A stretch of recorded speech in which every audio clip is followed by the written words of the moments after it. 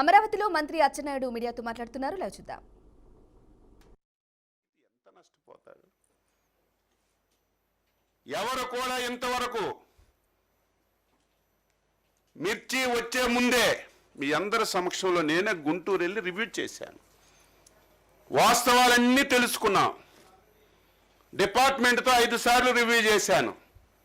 ఎట్టి పరిస్థితిలో ఈరోజు 13,600 ఉన్నా ఇంకా రైతుకి మేలు చేయాలి, రైతుకి ఇంకొక పైసా ఎక్కువ ఇవ్వాలి. అది ఏ విధంగా ఇవ్వాలనేది మేము అహర్నిశలు కృషి చేస్తుంటే సంతోషించవలసింది పోయి నీకు పని లేదు కాబట్టి నువ్వు యార్డులకు వెళ్ళి ఈ విధంగా మాట్లాడడం ఎంతవరకు సమంజసం అని చెప్పి అడుగుతున్నాను. దీనికి నువ్వు ఆన్సర్ చెప్పు. గుంటూరు మిర్చి యార్డులో 12,000 రూపాయలు ధర పలుకుతున్నటువంటి రోజున నువ్వు ముఖ్యమంత్రిగా 7,000కే కొనండని నువ్వు జీవో ఇచ్చావంటే దీనికి ఆన్సర్ చేయమని చెప్పి కోరుతున్నాను. ఈరోజు మేము గౌరవ ముఖ్యమంత్రి గారు 4 లెటర్స్ రాశారు. ఇది దాపరికం కాదే. ఈరోజు కేంద్రంలో ఉన్నటువంటి రామ్మోహన్ నాయుడు గారు, పెమ్మసాని చంద్రశేఖర్ గారు, మా ఫ్లోర్ లీడరు ఎంపీ గారు అనునిత్యం మంత్రి గారితో మాట్లాడుతూ పరిస్థితులు ఇలా ఉన్నాయి, మీరు ఎట్టి పరిస్థితుల్లో సహకరించాలి, రైతుకి ఇటువంటి ఇబ్బందులు ఉన్నాయని అనునిత్యం మేము కేంద్రంతో సంప్రదించి తీసుకురావడానికి ప్రయత్నం చేస్తున్నాం. మళ్ళీ రాత్రి ఒక లెటర్ రాశాం. ఈరోజు ముఖ్యమంత్రి గారు వెళ్తున్నారు ఢిల్లీ. కేవలం మిర్చి ధరల మీదే కేంద్ర వ్యవసాయ శాఖ మంత్రి టైం తీసుకొని ఆయన కలిసి ఇక్కడ ఉన్నటువంటి పరిస్థితులన్నీ తెలియచేసి మిర్చి రైతుకి మేలు చేయాలని చెప్పి ప్రయత్నం చేస్తున్నాం. ఈ జీవోలో చూస్తే 7,000 రూపాయలు ఇచ్చాం. మార్కెట్ ఇంటర్వెన్స్ ఫండ్ కూడా పెట్టేశాం. మేము కొనేస్తున్నామని చెప్పి జీవోలు ఇచ్చాం. ఛాలెంజ్ చేస్తున్నాను, ఈ సంవత్సరం ఇంటర్వెన్షన్ ఫండ్ ఒక్క పైసా నువ్వు పెట్టావని నిరూపిస్తే, జీవోలు ఇవ్వడం కాదు, జీవోల్లో రాయడం కాదు, ఒక్క పైసా నువ్వు ఈ మాట చెప్పిన వాడు పైసాని పెట్టాలి. ఒక్క పైసా పెట్టకుండా ఇష్టానుసారంగా చేసి నువ్వు ఈరోజు మాట్లాడుతుంటే ఎవరు నమ్ముతాడు? వసతులు బాగులేవట, మీరు వెళ్ళి చూడండి. రైతులు ప్రభుత్వానికి మెచ్చుకుంటున్నారు.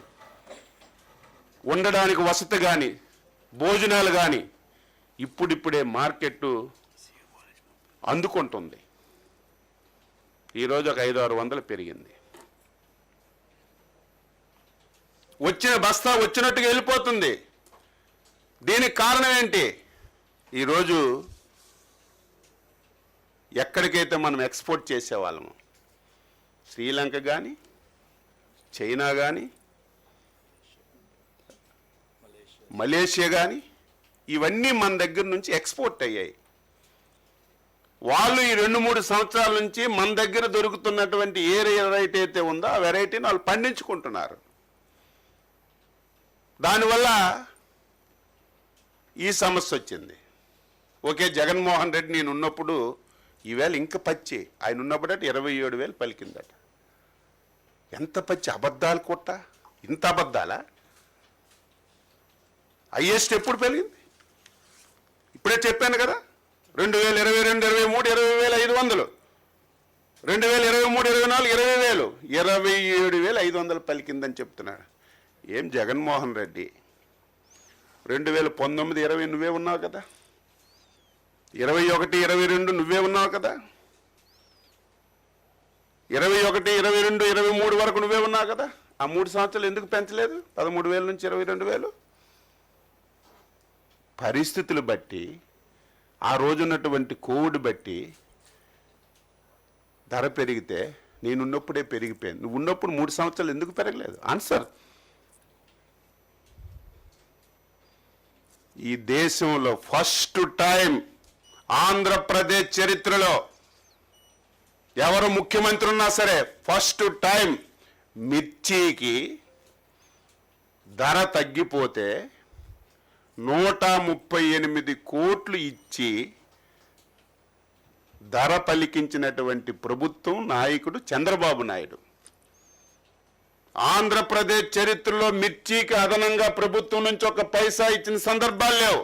ఒకే ఒక్క సంవత్సరం 2017వ సంవత్సరం 138 కోట్లు ప్రభుత్వం నుండి ఇంటర్ఫీర్ అయి ఆ రోజు రైతుకి మేలు చేసినటువంటి సందర్భం తప్ప ఈ రాష్ట్రంలో ఏ నాయకుడు ఏ ముఖ్యమంత్రి ఒక్క పైసా ఇచ్చినటువంటి సందర్భం లేదని నేను ఈ సందర్భంగా తెలియజేస్తున్నాను.